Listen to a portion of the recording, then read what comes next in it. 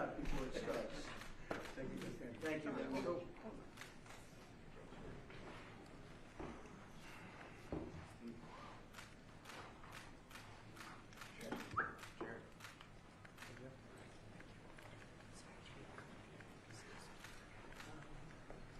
Do you want to take a couple of questions?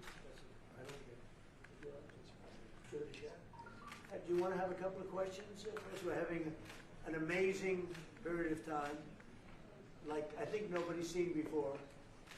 And we had tremendous stop, as you know, in Israel, and now we're in a country where a friend of mine is a very powerful leader, and my friend is right here, the president, also the general, you know. Sometimes I call him, usually I call him the general because he's both, and he's good at both. And they've done a fantastic job. And they have very little crime, you know, because they don't play games, that's why. They don't play games like we do in the United States with governors that have no idea what they're doing. But they don't have crime. I ask about crime and they almost don't even know what I'm talking about. So it's a great tribute to this man. He's done a fantastic job in bringing this country together, and the United States is with him all the way. Thank you. Okay, all the way, and it's an honor to be with you. Sir, what will Egypt's role play in the peace process here? We played a very important role, and they had a very important role with Hamas. In fact, the general was right here, was very instrumental because Hamas respects this country and they respect the leadership of Egypt. So you played a very important role. I appreciate it very much. Thank you. Thank you. President Trump, in Israel just now, you were talking about a possible Iran peace deal. You said, we are ready when you are. Yeah. Is that the ultimate goal with today's signing to get enough? Not Iran, but I think Iran will come along. They've been battered and bruised, and you know they need some help.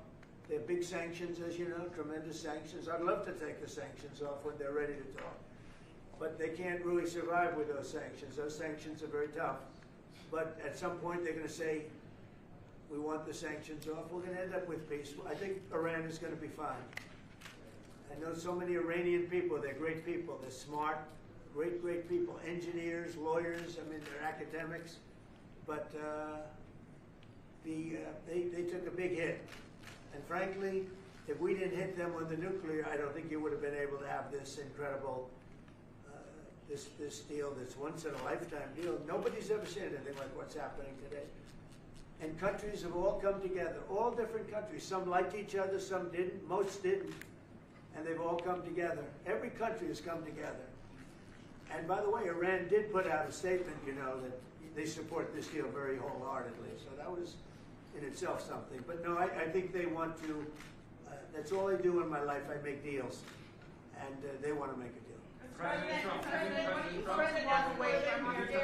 Now that the living hostages have been returned, can you please tell us what the next steps are? Well, they're going and looking for bodies. It's a pretty gruesome task. And they know where numerous are, as you know. I guess 5 or 6 are in yet now. But they're looking for bodies. They know the areas, and they search parties out, and they're doing it in conjunction with Israel. And they're going to be finding quite a few of them. President Trump, can you tell us when phase 2 of the negotiations will begin? Well, it started. I mean, it started as far as we're concerned. Phase 2 has started. And, you know, the phases are all a little bit mixed in with each other. They're going to start cleaning up. If you look at Gaza, it needs a lot of cleanup. That's why when I talked in my speech, I talked about the debris. I used the word debris. That's debris times 10. So, but they're gonna really do a job. They have a lot of power. In another room, you have the wealthiest, some of the wealthiest nations in the world. All leaders, the big leaders are here, the emirs and the kings and everybody, and it's a very interesting group. I guess we have like 35 countries, and that's only because they were the 35 that we invited. Everybody that we invited. So there's a lot of respect. And I think you'll see some tremendous progress, both in the Middle East. This country is doing very well. It has good leadership. It's about leadership. And it's really nice when you say, how is your crime situation? And they don't even know what you're talking about. What do you mean crime? We don't have crime. Because if he has crime, he puts it out very quickly. Some people think that's not nice, but I think it's great. Because people don't want to be mugged and smashed, and they don't want to be stupid people. They have a place that is doing very well. We're very proud of him. Because we knew each other from the beginning. The first time I met, it was in a hotel, and I was going to meet him, and then Hillary Clinton was following me. Remember Hillary Clinton? And he liked me so much, he never even got to see Hillary. He saw her for about 2 seconds. But he didn't really want to waste a lot of time. He knew what was going to happen. But that was the first time we met, and we had a very good chemistry together. And it continues till today. So I want to thank you all very much. I appreciate the way you covered this really momentous, I've never seen anything like it.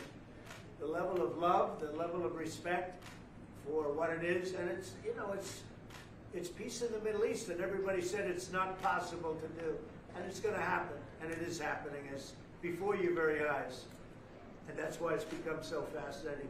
Marco, do you have anything to say? Egypt's been a phenomenal participant. I think both Steve and Jared will tell you the critical role they played, and they can tell you themselves. They hosted the talks here, and they're going to play a very important role now in the follow-up, the implementation of this, which is really, it's not simply about restoring Gaza, it is about transforming the region. So we have an incredible partner, a long alliance, very capable partner here, and a tremendous collection of leaders. This is clearly, in my mind, I think in the mind of everyone in this room, probably one of the most important days for world peace in 50 years. That's not an exaggeration. Only 50? Maybe 100. Certainly since the end of World War II. Mr. Witkoff and Mr. Kushner, I'm curious, you played such an important role in the tactical negotiations here. What will your role be going forward as a lot more has to be brought to the table here? Oh, the minute we had inked the deal, Jared and I were already working on the implementation side of the deal. So we're dug in. We'll be here quite a bit. That's at the direction of the president. That's probably going to be one of the most important phases here. Jared is remarkable to work with. I talk about it all the time. And of course, we both love working for the president. So it's feels like a very honorable job. Mr. President, would you like to say something with the interpreter? Yes. اسمحوا لي في البداية أن أنا أرحب بفخامة الرئيس. أنا سعيد وكل شرف موجودة في شرم الشيخ مدينة السلام.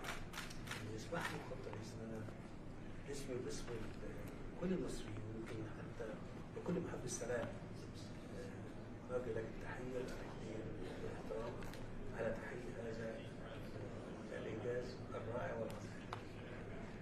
Well, first of all, Your Excellency, I welcome you to Egypt. It's a great pleasure and an honor to have you with us here in the city of peace, Sharm el-Sheikh. Allow me also to extend, on behalf of all Egyptians and peace lovers around the world, salute, the appreciation, and the respect for this unprecedented and momentous accomplishment by your hands. أنا كنت متأكد فخامة الرئيس أنك الوحيد القادر على تحقيق هذا الإنجاز وإنهاء.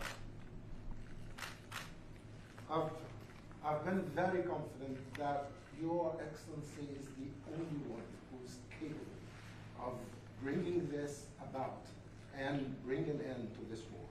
وأنا في خلال اتصالي بفخامة الرئيس ذكرت له ذلك بدقة. قلت له فخامة الرئيس أنت وحدك القادر على تحقيق السلام في منطقتنا. I even said that very precisely during my communication with Your Excellency, that you are the only one who is able to bring about peace and to achieve peace in this part. بشكرك فخامة الرئيس.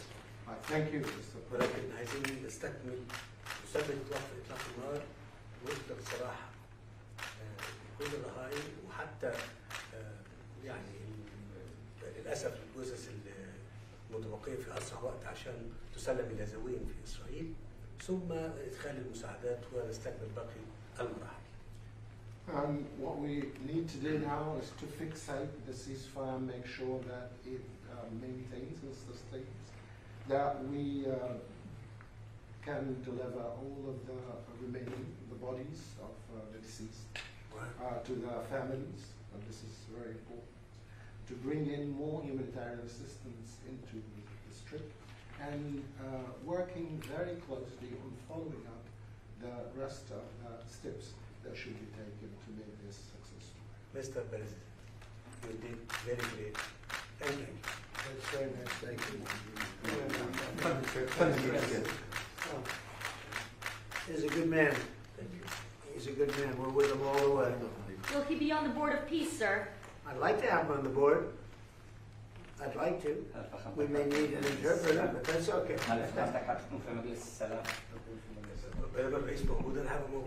As long as the President, His Excellency, You can't do better. the Board of Peace, I'll be there. We've had many leaders want to be on the board, actually. The Board of Peace, it's taken on, Steve, I'd say a life of its own. Do you want to discuss that? What's happened? I think we have a long list of applicants to be on that Yeah, board. everybody wants to. That's very nice. That's better than the other way. Usually it's the other way. But it's really taken on a life it's been really a great honor. And you people have done a fantastic job, I want to tell you. We appreciate it. Thank you very much, everybody. All right, thank